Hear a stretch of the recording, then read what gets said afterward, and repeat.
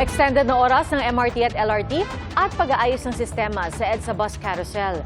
Kabilang po yan sa pinag-aaralan ni bagong Transportation Secretary Vince Dizon matapos niya subukang sumakay sa EDSA Carousel. Saksi si Joseph Moro.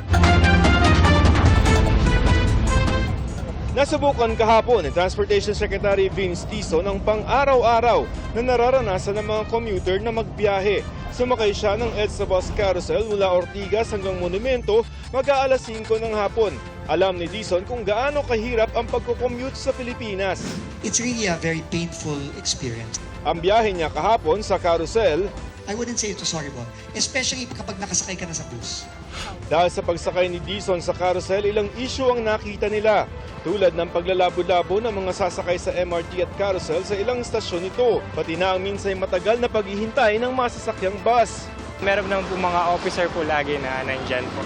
Sinasaway po nila yung mga bus rin po. Ilan na sa mga gustong striktong maipatupad ng Department of Transportation, dapat daw 45 seconds lamang yung itinitigil ng mga bus sa EDSA Bus Carousel para kumuha at magbaba ng mga pasahero. At para daw hindi magkalabo-labo, yung mga sumasakay sa EDSA Bus Carousel at MRT gagawa ng mga dedicated concourse para hiwalay yung mga pasahero mag-EDSA Bus Carousel at mag-MRT. Have you tried umakyat ng overpass para lang sa carousel?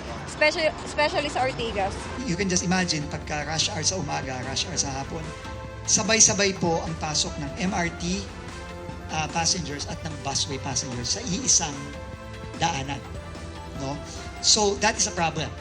Maglalagay ng mga signage at harang para sa mas maayos sa daloy ng mga pasahero. Babala ni Dizon sa mga dumadaan sa EDSA busway tulad ng mga VIP, It's illegal. So don't do it. titingnan ng DOTR kung pwedeng i-extend ang oras ng operasyon ng LRT at MRT. Kasi yung alas 10 po ay parang minsan late, bitin po siya sa hours. Majority ng nasa Metro Manila, mga BPO, and most of them, panggabi. So, hindi na namin naabutan. Kakausapin naman ng DOTR ang mga toll operator na inulit na kailangan daw nila ng cashless na sistema sa mga tollway para maging interoperable ang dalawang sistema. Pero gusto raw munang masiguro ni Dizon na hindi mauulit ang nangyari sa Valenzuela na nagka-traffic dahil sa palyadong mga reader. Para sa GMA Integrated News, ako si Joseph Morong, ang inyong saksi. Mga kapuso, maging una sa saksi.